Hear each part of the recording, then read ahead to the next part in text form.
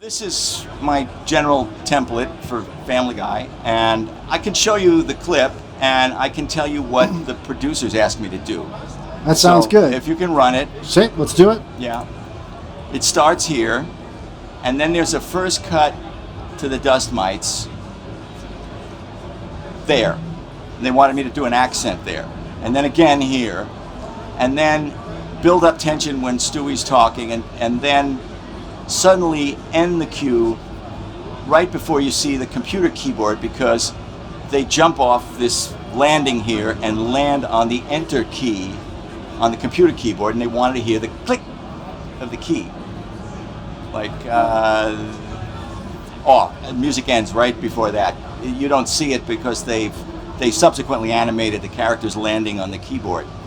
So what I do, the first thing I do is try and find the right tempo. I don't know if many of you, I'm sure, work to picture.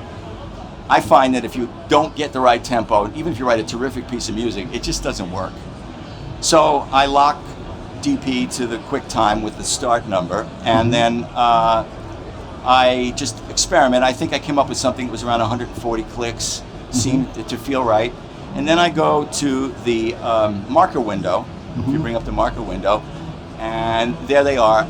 I put little asterisks next to the 3 cuts that I needed to hit, and using the search tempo feature in DP, I found that 141 came pretty close, and you could see the third beat of bar 5, it's the cut to the dust mites, and the downbeat of bar 17 is also the cut that I want to hit. So do you use the fine tempo, or do you just sort of do this manually? Both. Both. Sometimes that's a big handy thing, and sometimes I roll the dice and get lucky, and I do 141, and then maybe 141.5, and okay, that's it. I see. So then I actually get a piece of paper, and I make X's over the score paper where these accents happen, and I sit there and I think, and I try and write something. Once I've written something, I play a couple of piano parts in.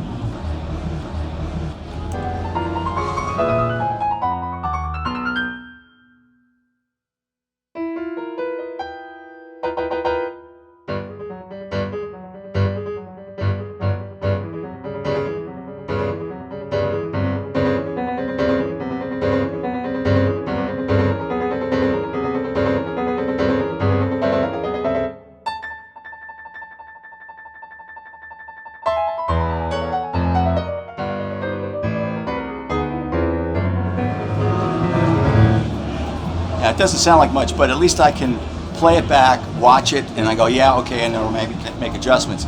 So then I actually orchestrate it, because I've tried so many different ways to do this show on time.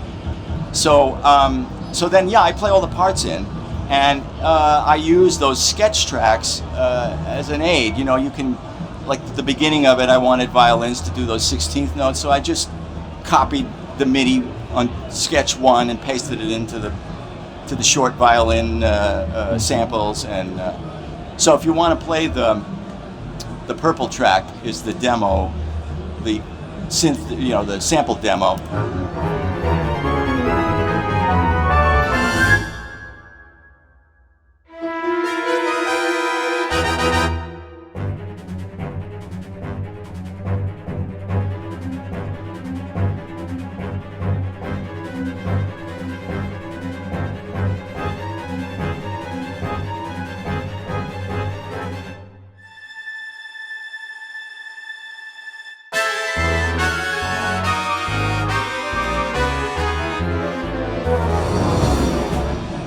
So after I've written the whole show and I have all these demos done, I have a helper come over and lay them back against the QuickTime in place, and then put a chapter marker in front of each cue, and she makes a DVD, which I send to the production office, and then they can spin through all the music cues and tell me, everybody has comments to make, and you have to take that into account.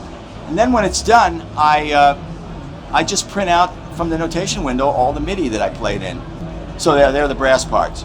So what I do is then I print this out, and then I take a pencil and I mark in the dynamics or the phrase marks or the bowings for the strings, and I give it to a friend of mine who's an orchestrator, and basically he just puts it in finale because it's done.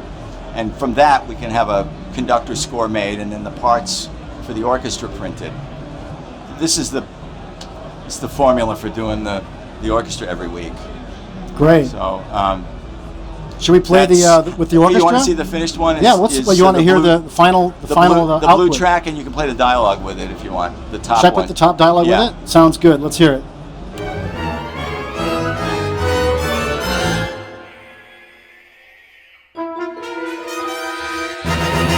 Ryan, wait for my signal. Hold. Hold. Hold. Now! You never told me what to do. Jump! Why? Trust me!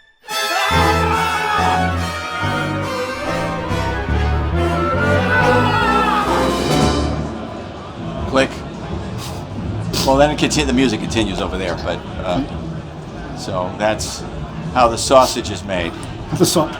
You know. Okay. Thanks. So does Seth get involved in some of the? Not anymore. He's so busy directing and starring and writing his own show that for about the past 5 or 6 years, he hasn't been directly involved day to day. He certainly does all the voices, but yeah, I mean, he was doing everything for many years. Wow. I mean, helping to write the scripts and then coming to, but when he was sort of shepherding the show every week, I could literally just play him some things on the piano and he'd go, yeah, all right.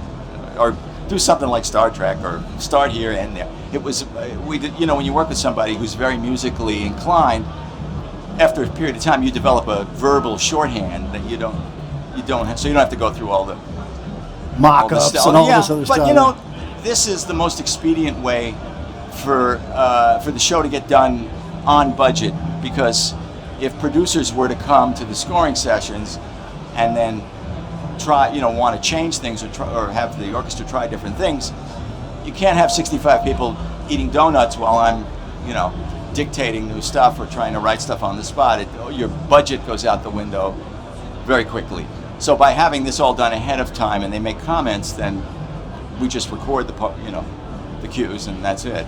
I see. So. And you're not conducting necessarily, right? Because you're. I started out. I love to conduct, but I started out doing that. But I quickly realized being in the booth is so much faster because I'm. By the way, I'm bringing I always bring my laptop to the date, and I supplement the orchestra with either electronic sounds, or if I don't have a harpist, I bring harp swirls and things like that. You bring DP on the stage, Oh, right? yeah. Okay. Yeah. Oh yeah. And it's locked in time, and I take at least 8 stereo pairs into the console. Okay. And very often I'm just adding keyboard parts or whatever doesn't happen to be in the orchestra that day. So how often do you have to make little changes at the actual recording session? Here and there, I have a second thought about something. It should go a little longer. Or I see. Yeah, I mean, fortunately, I've been doing this long enough that I can. You got to bob and weave on your feet with a lot of people sitting there. So yeah, it happens from time to time. But it's pretty much figured out before we get there. But it's amazing how everybody, like he mentions, uses DP in their own unique way. Yeah, I mean, I don't use loops at all. I'm just too old-fashioned for that. And mostly MIDI. It's not even so much digital audio, but occasionally. Yeah, yeah. So of course, DP can do anything that you want. So whatever kind of music you write, I mean, the tools are here. So that's such a cool way to use it. Yeah. That's great. Okay, Walter, thank you so much you're for being welcome. here. Let's get a big round of applause thank for you. Walter Murphy.